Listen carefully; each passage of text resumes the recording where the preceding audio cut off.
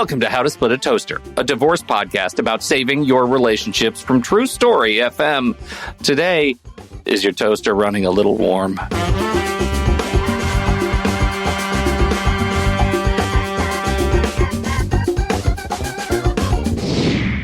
Welcome to the show, everybody. I'm Seth Nelson. As always, I'm here with my good friend, Pete Wright. Today, we're talking about menopause. Sure, it's a natural biological process, and eventually, every woman goes through it.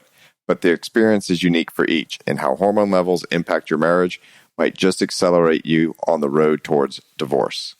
Alison Bladh is a registered nutritional therapist and esthetician living in the wilds of Sweden. She's worked in the health and wellness industry for over 30 years, specializing in menopausal women's health, and she now runs her own online clinic helping women worldwide manage the negative symptoms of menopause. Alison, welcome to the toaster.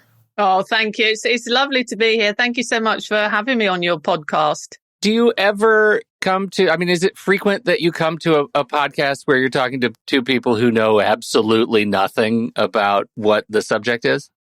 Not so often. Occasionally, but not that often, no. It's mainly people, mainly women and people that understand the subject. Maybe not as well as I do, but they do understand it. Okay, Pete, we're talking about menopause. I know a lot about menopause, Pete. Oh, do tell, Seth. Please, illuminate. Okay, so here's the deal. It's either too hot or too cold, and it doesn't matter what I think the temperature is. Okay? Yes. Okay. You're right. It turns out we're on the same page. That's about all I know, though. And that I think is the end of the book for me. So here we're talking about menopause. We're talking about, in particular in the context of divorce, we're talking about the space in which menopause and the symptoms, the physiological and emotional changes that come with menopause can impact the relationship. And Alison, we're thrilled to have you here for a number of reasons. First, we're two dudes and we need to be educated, and hopefully we will be vessels of that education. You teach us what is going on. What are the hormonal factors, the physiological changes that are going on that we need to be aware of as men in our partnerships with women, and if you're in this space in your life, what are the things that could be breaking down your relationship that may be related to menopause that you might not know, or maybe exacerbated by the menopausal transition that you might not be aware of in your relationship. And the stress that goes along with all that. Yeah. So maybe let's start with the what is it? What are the symptoms? How do you give us the menopause 101? Yeah, that's a great question, because even there's a lot of women that don't really truly understand what the menopause is. So the menopause it's actually a transition, and it's called the menopause transition. The first stage of it is called perimenopause, and this starts on average around the age of 45. However, it can start younger, it can start later. It is very individual.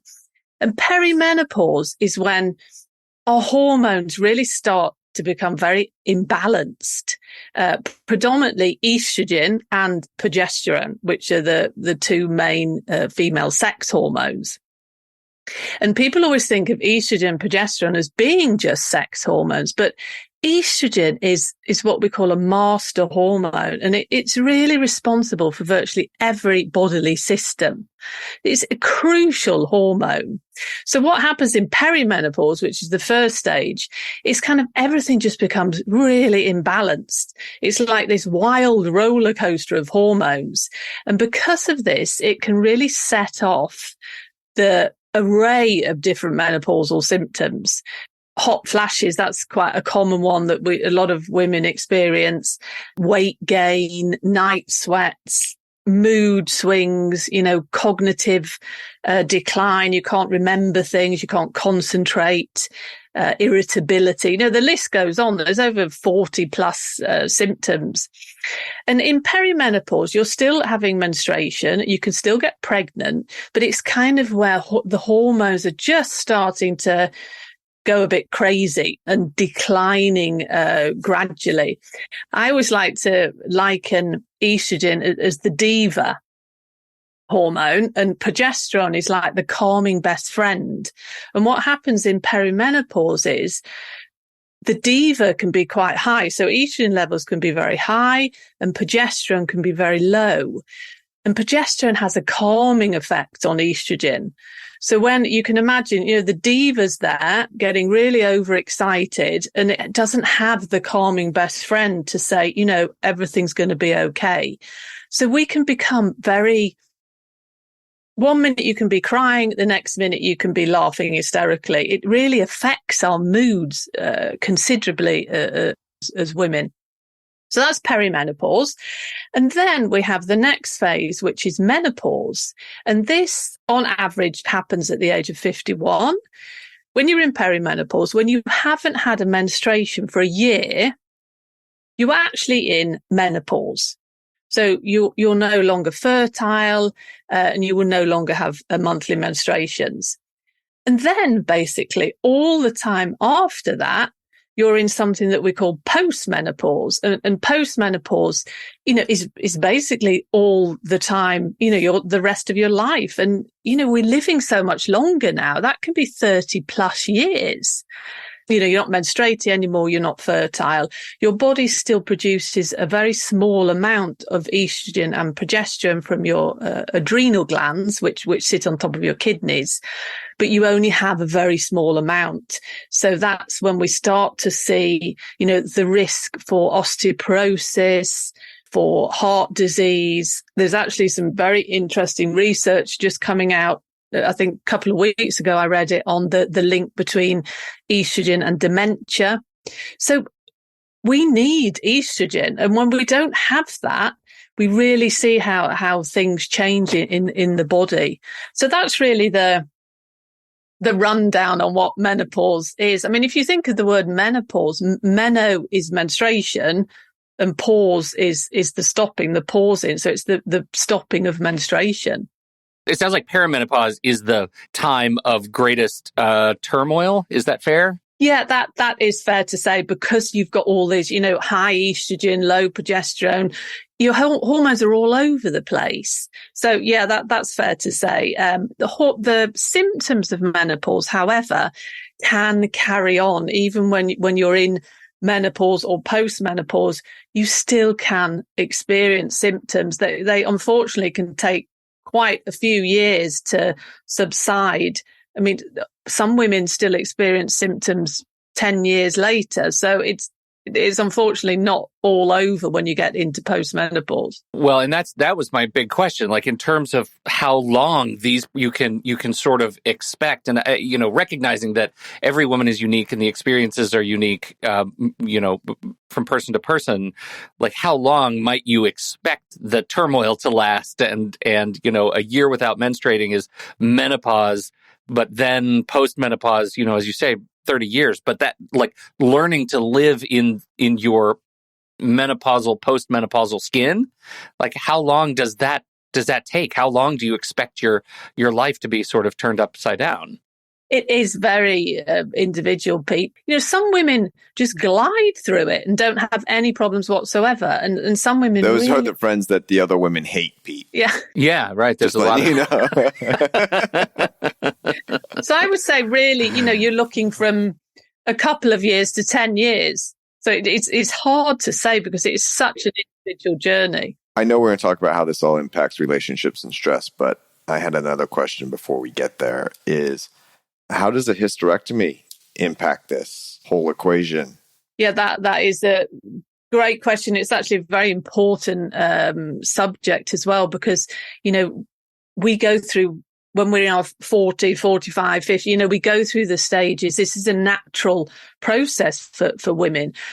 If you've had a hysterectomy or if you've had chemotherapy, some treatments for certain diseases, this can actually stop your ovary function. And obviously a hysterectomy totally stops that. You will go into menopause. So, if you've had a hysterectomy when you're younger for whatever reason, you will go into menopause because your body will not be producing estrogen anymore. So there is women that also go into an early menopause. We don't really understand why this is, for no apparent reason. So it can actually happen younger than the age of 40.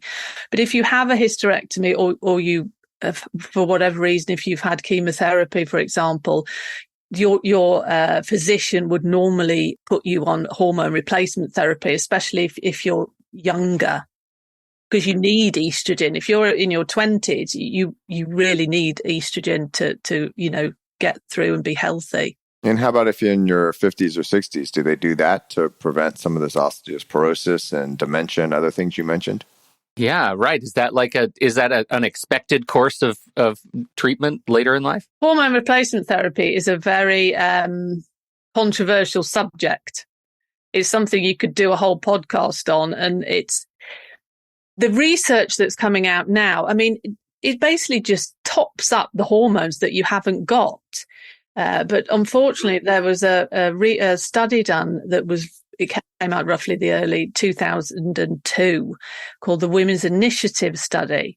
And this study was wrongly reported by the press before the people that the researchers had time to report it.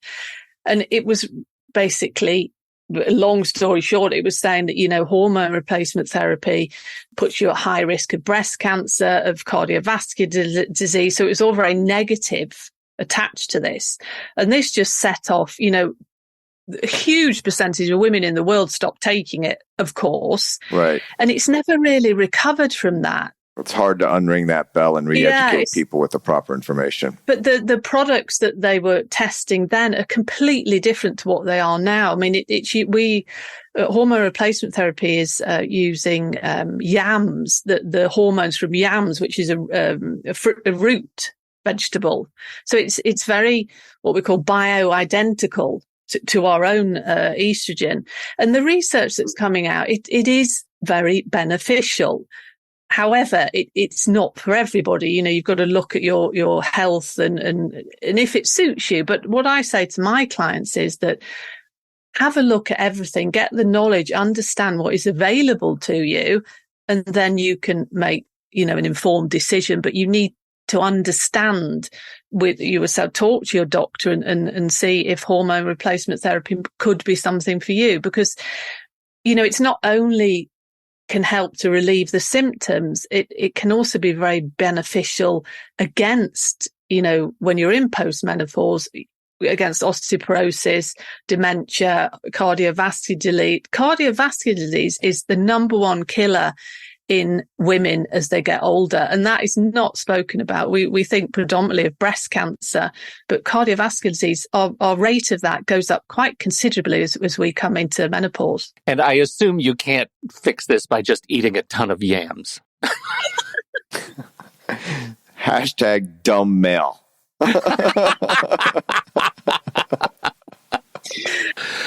Okay, so all of that sounds horrible, and I feel like there is something wrong, that I have no field to relate to this, right, Seth? Like, I don't know, you're significantly older than me. Oh, you're full of shit. So here's the deal is we don't understand. So my fiance has recently gone through this over the last few years, and she would ask me, is it hot in here? Or is it cold in here? And I would say, I'm always cold. So no, I don't think it's hot in here. And like, she's just sweating. Like, you can tell she's like, was wearing a sweater over her t-shirt. Now she's just taking that sweater off as fast as she can go. And she has an uncanny ability to say, can you turn the air up 1 degree? And I will literally like go to the Nest and say, what do you think the temperature is right now? And she'll say 73 degrees, and she'll be right. Like, it's unbelievable. Are you saying there's like a menopausal superpower that has not yet been documented? There might be, because I will be like, God, it's a little cold in here. And she'll say, yeah, it feels like it's 69 degrees. And I'll go and it'll be 69 degrees. This Fahrenheit for people that need to, translate this. Let me just say, is it possible? Is it within the realm of possibility that this is just a long con? Like, she's gone through it, but maybe she's like on her phone changing the temperature on the Nest just to troll you, which would be an alpha level troll. Yeah, I think it could be both, actually. Right. She could know and be trolling me. But the point of what you're saying is the experience that I have with this is just trying to be understanding or appreciative, because I hate to even say understanding, because she's like, you can't understand, which is right. So like, yeah, what can I do? And I just looked at her one day and I said, I get that for the rest of my life, I could potentially be, sleeping next to someone who wants the 58 degrees at night, and I'll be bundled up and I'm always cold. And that's just the price you pay. Like, that's it. That's the cost of admission. You do it because that's what your spouse is going through, or the person you love. So that's how I try to handle it. But there's other stressors, right, Alison? Like, this isn't just as simple as put on a sweater, take off a sweater. No, unfortunately not. What you have to understand is that it is estrogen. Estrogen, as I said, has a profound effect on the body. And one of the many things that it's needed for is like thermoregulation in the body. So when the levels start to decline or fluctuate in perimenopause, that can all of a sudden just trigger off these hot flashes, night sweats. So, there is a reason for that. Not that it makes it any better, but I think that if you understand that, you're not going crazy, that there is a reason why this is happening. When all that happens, though, right, how does that then transition into, I'm upset, I'm mad, I'm crying, I'm laughing, I'm angry? I can't trust my memory. That's one I get all the time. My perimenopausal brain is it's a fog all the time. I can't trust what I see. Yeah, we need estrogen. We have estrogen receptors all over the body. And the receptor, it's like the lock and key. The receptor is the lock and the key is estrogen, because estrogen is a hormone, and hormones are chemical messengers. So they send signals out to the body to do something. So what happens is, the receptors in the brain, if we're talking about not being able to remember things and moods, etc., the levels of estrogen aren't there. So it can't send the messages out. So the brain function doesn't work the same. It's needed for so many different functions. And also, our emotions, our moods. There's lots of hormones that are related to mood, like serotonin, dopamine, etc. And those become all upset. So it really triggers off this, you can't remember things. You'll be talking and all of a sudden you can't remember what the question was.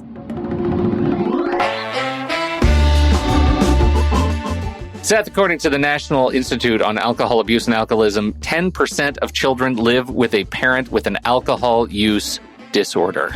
I deal with this all the time. I always find it an alarming statistic. And as you know, we want to make sure that children are safe and with a sober parent. And Soberlink helps maintain that relationship. Because if you can show that you have independent third-party verification that you are not drinking when you have the children, then you're going to be able to focus on them and spend quality time with them and alleviate concerns from the other side. Now, how do they possibly do that? Well, I'm so glad you asked, dear listener. It's a device, Soberlink. It looks like a breathalyzer, but it's not quite a breathalyzer. It's even more than that. You blow into it when you're about to get in the car with the kids, when you're about to do the handoff, when you're driving carpool. It has facial recognition built right into it, so it can tell who is blowing into the device. It sends the results directly to the people that need to know. As Seth said, it's that real-time verification that you are safe to be with the kids. There are two models. There's a Wi-Fi model that can Bluetooth connects to your phone and sends data via your phone, and there's a cellular model for a little bit more where you don't even need a phone. It's just connected to the cell network and sends the data when you blow into it. Incredibly useful. Soberlink's remote alcohol monitoring technology has helped over 500,000 people prove their sobriety and provide peace of mind during parenting time.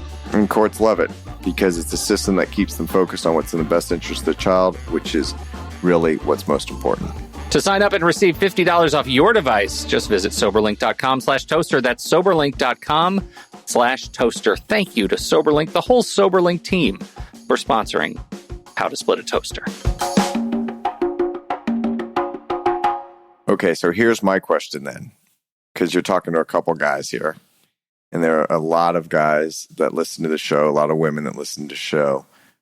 What can you tell the guys out there on how they can be supportive when the person you love is going through this? And what can you tell the women to say, try not to beat up on the guy about this? It's just, this is naturally happening, because I know this brings a lot of stress in relationships.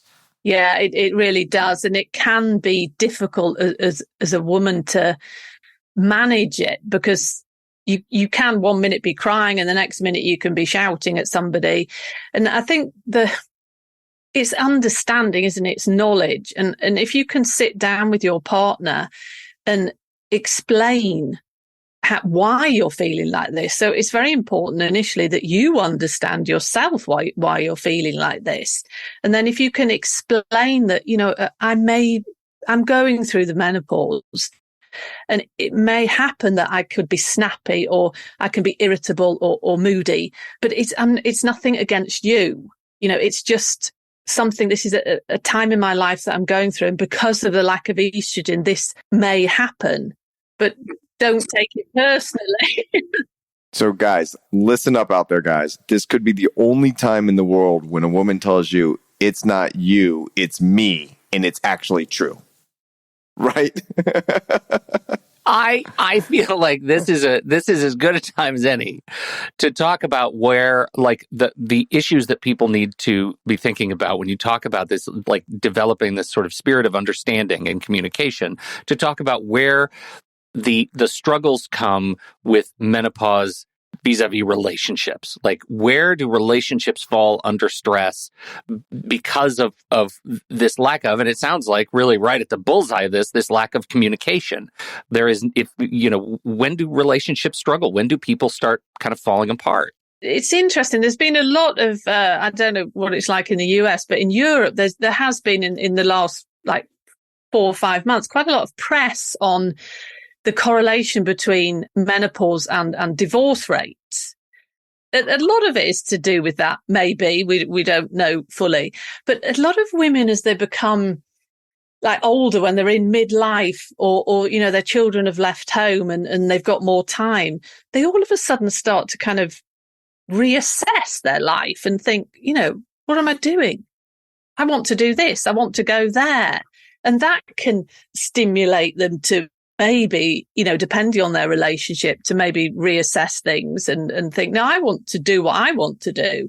But when it comes to menopause, there's so many issues going on at this time in a woman's life that it can become overwhelming, not only because of the lack of hormones, but because, they've maybe got a career, they've got aging parents that need looking after. So everything can really just come to a head. And they really just kind of look out at everything in their life and think, what am I doing? You really start questioning things, because you can become more distant from your partner. So you can lose intimacy. I think that's a big player in this, because the hormones that we need for libido and sex drive diminish quite considerably in menopause. So you're not intimate with your partner anymore. And also testosterone, which women do have as well, that declines naturally with age.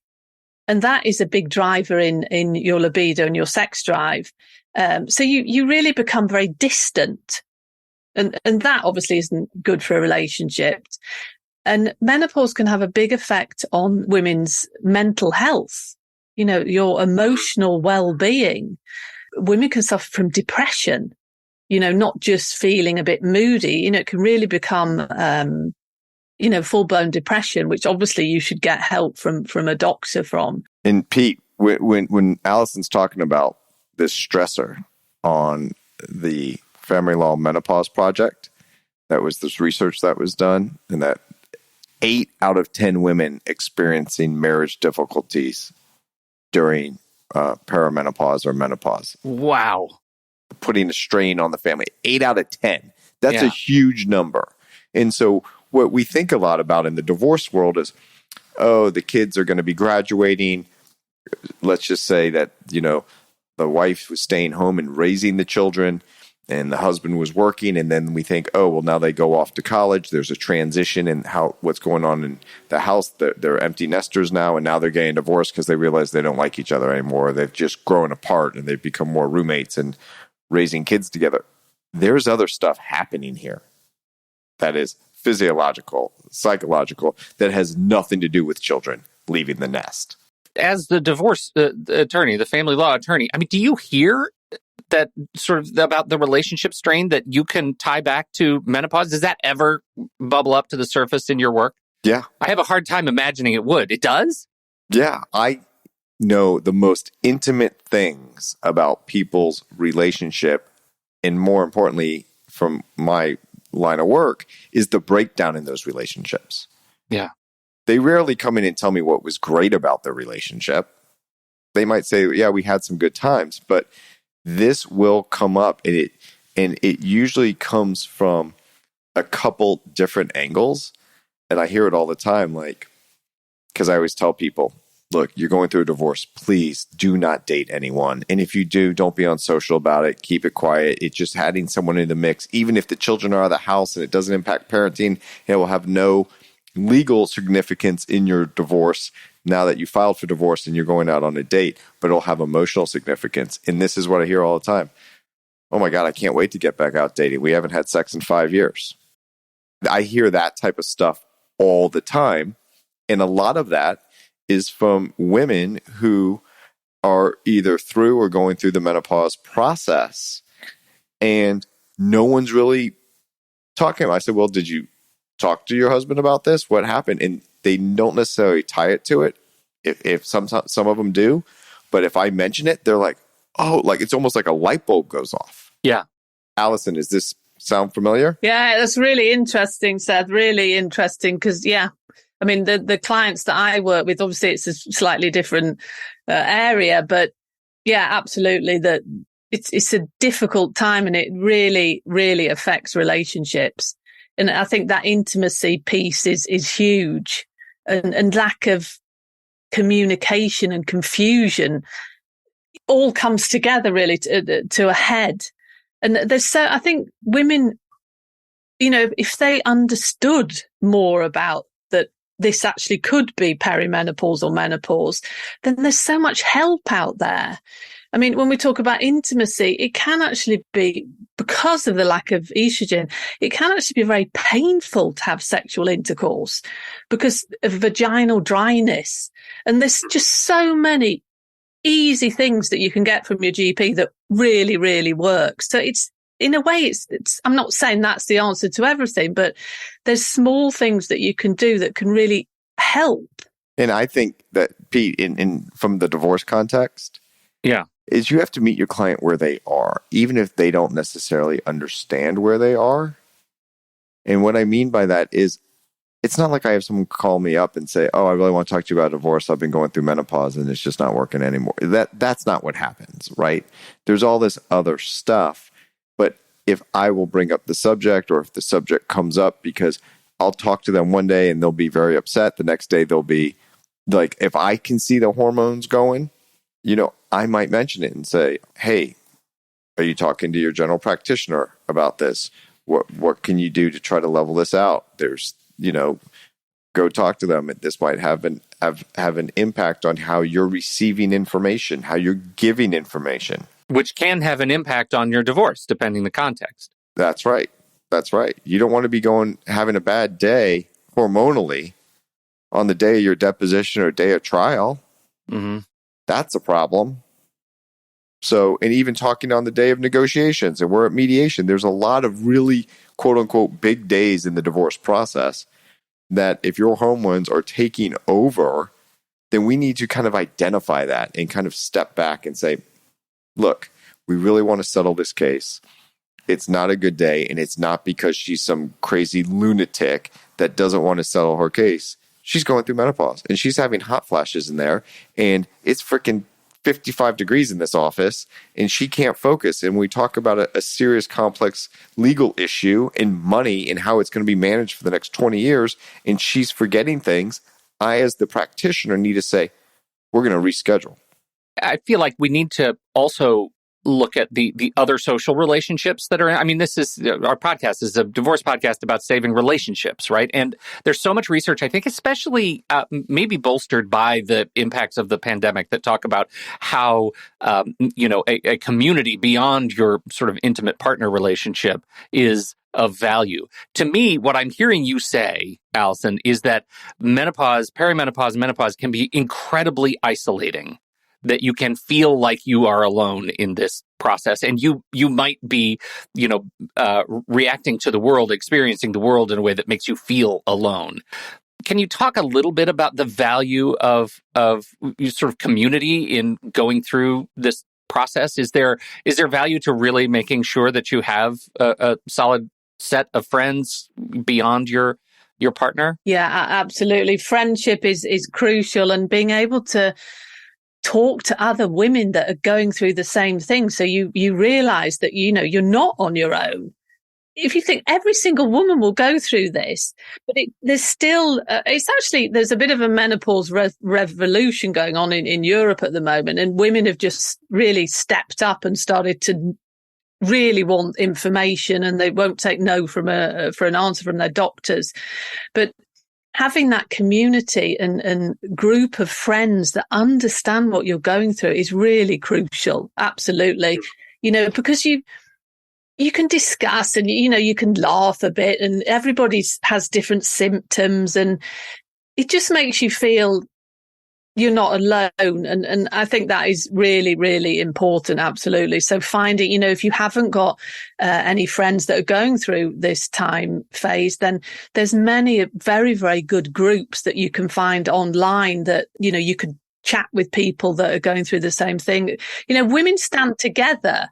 We're very good. We're very, very caring, and we want to help other people. So, don't be afraid to ask for support and help within these menopausal groups. So are there support groups out there? I mean, there's a lot of support groups for a lot of different things out there.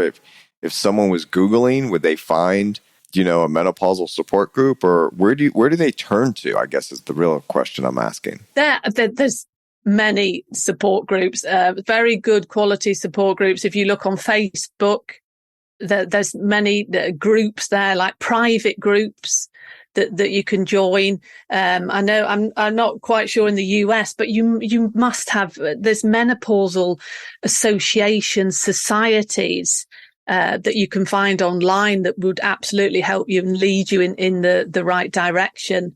But there's a lot of support out there if you just need to look for it and ask for help. Just as we get to winding up, even as we've been talking about relationships and what goes on, what can you offer as a nutritionist, right? Like, what can you offer women who are listening to this who might like a leg up on mitigating some of the harsher symptoms? Is there anything they can do in their world? Diet, sleep, exercise? What do you recommend? You have to make time to look after yourself, and divorce is an exceptionally stressful time.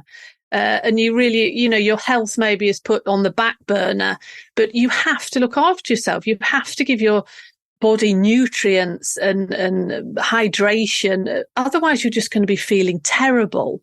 So I think really deciding that I will look after myself, even though I'm feeling terrible and I'm very upset and very anxious. So you need certain nutrients to be able to manage this time in your life, because when we're very stressed, we actually burn or certain minerals and vitamins that we can become depleted in, because your body uses up a lot of these vitamins when we're very stressed, in particular magnesium, zinc, and the B vitamins. They can become depleted when we're really suffering from stress. Pete is like frantically taking notes on what to add to the yams right there. Yeah, right. I saw that. Just yams and a bunch of powdered vitamins and minerals. It's going to be great. The best diet, and this comes up in research as well, which is very good because it gives you an all-round wonderful array of different colors, different nutrients, is the Mediterranean style diet. And okay, what does that mean? It doesn't mean that you have to live near the Mediterranean. It's really a diet that's mainly fish, poultry, not so much red meat, nuts and seeds, vegetables, fruits, and healthy fats. So avocado, olive oil, olives, butter, etc. One key thing that will make you feel better is if you avoid processed foods. That's everybody, right? Yeah. Yeah, anymore. Right. Right. Let me get my bag of chips here in a minute, but I hear what you're saying. What I'm hearing is you just told me to move to Santorini and take a break, and eat a lot of Greek yogurt and fish, and I'll be fine. Yeah, exactly. But processed foods, we live in such a toxic food environment. And, we could see that by the health and obesity of the all nations really has gone down considerably. What we want to focus on is eating foods that nourish our body. Majority of processed, highly refined, sugary foods have no nutritional value or very little nutritional value. So really thinking about eating whole foods, eating foods that you can see what they are, not just a packet full of different ingredients that half the time you can't even see what they are. That's the rule at our place. If you can't understand the ingredients, you shouldn't be eating it. Yeah, that's a good rule. Because when you're stressed and when you're upset, if you are eating a high sugar diet, this just makes things worse because it basically shoots your blood sugar up. And when we have high blood sugar, it sets off this cascade of detrimental things in the body due to the stress hormones, one in particular, cortisol. It can cause sleep problems, it can cause weight gain, hormone imbalances, high blood pressure, the list goes on. In menopause, amongst other things, you can become, if you're really eating these sort of foods regularly, your body can't handle it as well as it did when you were younger, and you can become insulin resistant. And the stage on from that is diabetes 2. Well, that's not great. No. Again, back to the Santorini diet, you're going to be fine. And if you need to go to Santorini, I'm sure the locals will welcome you with open arms. Wait. I forgot. Okay. This is illuminating. We sure appreciate you joining us and educating us on what is happening to, in many cases, our partners, soon to be former partners, potentially new partners at this stage in life.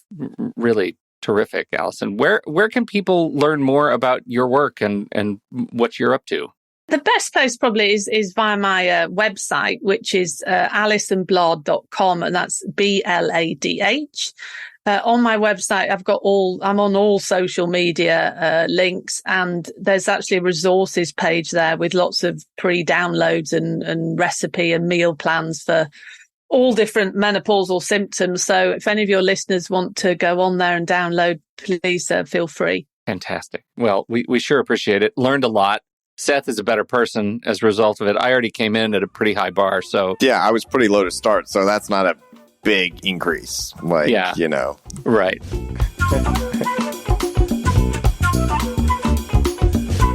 Listener question. Seth, we have a question from a listener who follows the show, and I'm very excited to hear you talk about this because... You're an attorney, and this question actually, I think, presupposes a situation that is counter to your best interest. So let's see what happens here. So I feel like you're setting me up. Like, did your wife write this question? Hi, Seth and Pete. I read your FAQ on this. This would be on NLGFamilyLaw.com. And I listened to the show, but I don't think you've talked about my questions, so I thought I'd post them here. I have a few questions, and I'm happy to have them treated as different or altogether because they relate to each other. Okay, well, what the hey-hoo? Let's take them all. Number one, you say it's allowed to file paperwork yourself in the state of Florida. I'm in Gainesville. But what comes after that if we have a kiddo? He's 16, and we've all agreed how to do time sharing, but in your FAQ, it seems to state that once a minor is involved, we can't self-file anymore. Do you want me to read them all, Seth? There are 3. This is a question in 3 parts. Whichever way you want to do it, Pete, you're in charge. Let's take it one at a time. So what do you think about that? There's a minor involved. Can you still file for your own divorce? Answer is yes. I'm going to go check our FAQs, make sure that they're accurate. So thank you for that. Okay. So here's the deal. You are not required to have a lawyer in a family law case. If you file by yourself, whether you have a child or not, then you can do that. And in fact, unlike a criminal case, a lawyer will not be appointed for you. There's a lot of cases, and we call that in our world, someone that represents themselves, they're pro se, PRO space SE. And the judges have what they call the pro se docket. What I think I need to double check on the FAQs is if you're going for a simplified dissolution, sometimes a simplified dissolution means you can't have children. So I think that's the confusion. Okay. And I'll go kind of clean that up. But yes, you can file by yourself. You have a 16-year-old. If you guys agree on your parenting plan, as long as the court approves it, because there's certain requirements that need to be in every parenting plan as a matter of law. So the judge has to make sure that they're in there. And if the judge approves your plan, you don't need a lawyer. Okay. Number 2, what happens if my soon-to-be ex changes his mind or something in a year if we've self-filed and done everything right to process the divorce ourselves, I gathered the first time? I assume if a year down the road something changes, I'm adding that, she says, I assume get an attorney and duke it out. So I'm reading into it a little bit, but down the road, something changes. Okay, so a year down the road, here's what I'm hearing in that question. That you've gotten the final judgment of divorce, that the judge has signed off on the parenting plan, on the marital settlement agreement, and you're done. But unlike a slip and fall case or a contract case, you're never really done in family law. The courthouse door is always unlocked because the court understands and the law understands that we're dealing with children. Things might change over time. And in Florida, if you want to change the parenting plan, or if you want to change child support, or if you want to change alimony, as long as, and here's the term of art, if there's been a substantial change in circumstances that was not anticipated at the time of the final judgment or the last major change, supplemental final judgment. So here's an example. Kid is 16, things are going great. A year down the road, unfortunately, dad gets really sick and he can't care for the child anymore. Well, that's a big change. That was unanticipated, right? Sure. It's no fault of his own. This is an example where it doesn't cast blame, but dad just doesn't have the wherewithal because he has to be on medication and the medication makes him tired or forgetful or whatever the case may be. So there are, it's very case specific and it's very detailed oriented, but that's how you can go back in. Now, I will tell you, if a kid is 17 and you file for a supplemental petition to modify the final judgment on the parenting plan, you're not getting to trial before that kid gets 18. Yeah, 18, and then it doesn't, Right. It doesn't matter. Exactly. Kid's out. Okay. Exactly. All right. There's Number a third 3. one. All right, here we go. Yeah, number 3. Obviously, since we're not trained, I'm sure we aren't looking around every corner. Are there any places in the process where we have to watch out that our rights are protected that a lawyer would know but we wouldn't have thought of? Yeah, That feels loaded to me, but like that feels like a bigger answer than a bullet. Yeah, and that's the struggle. When you're trying to do it on your own, you want to be amicable. And I see these agreements, which are legal contracts being written by non-lawyers. So just that in of itself should give people pause. So how do I recommend you deal with that? There's a lot of things around the corners. There's a lot of things that you haven't thought of because why would you think of it? This is your first time going through this process where I've handled and been involved in thousands of cases. I've seen a lot of pitches. So one thing you can do is you can come to an agreement in principle, and one of you can go talk to a lawyer and say, hey, here's what we really want to do. We want to keep it amicable. Our kid's 16. We need a parenting plan, but we want to make sure that it's going to be approved by the court and all the paperwork's filed correctly. And then the lawyer will say, okay, tell me your plan. Here's some things that need to be in it. Have you thought of this? Have you thought of that? What about this? Oh, you know what? You might be giving up too much here. Are you sure you want to do that? And you're allowed to say, yeah, I'm sure I want to do that. I appreciate you told me what some legislature passed in Tallahassee and some governor signed and some judge sitting on the bench interpreted because that lawyer is interpreting what we call the law to tell you could do better, but you don't have to care about what all that says. Yeah. Okay. You can make your own law. You can make your own contract. It's your children. You can decide as long as there's certain basic requirements in the parenting plan. So that's one way you can approach that issue. But yeah, there's a lot of landmines out there. And especially with younger children, that's a long time to have a parenting plan that might need to be revisited. If they're 16, there's less risk because there's less time. Yeah, you're kind of okay. Yeah, right. Well, and that's how the question ends. Sorry, big questions. I might just need to hire you, but if you could give me a starting place, that would be great. this was a great show. We have a great question. We had a fantastic guest teaching us stuff that clearly we need to know.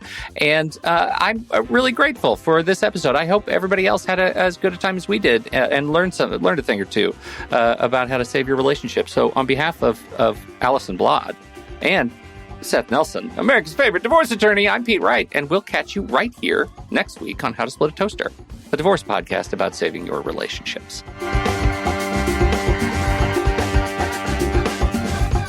Seth Nelson is an attorney with NLG Divorce and Family Law with offices in Tampa, Florida.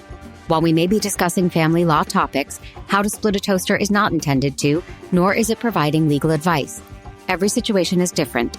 If you have specific questions regarding your situation, please seek your own legal counsel with an attorney licensed to practice law in your jurisdiction. Pete Wright is not an attorney or employee of NLG Divorce and Family Law. Seth Nelson is licensed to practice law in Florida.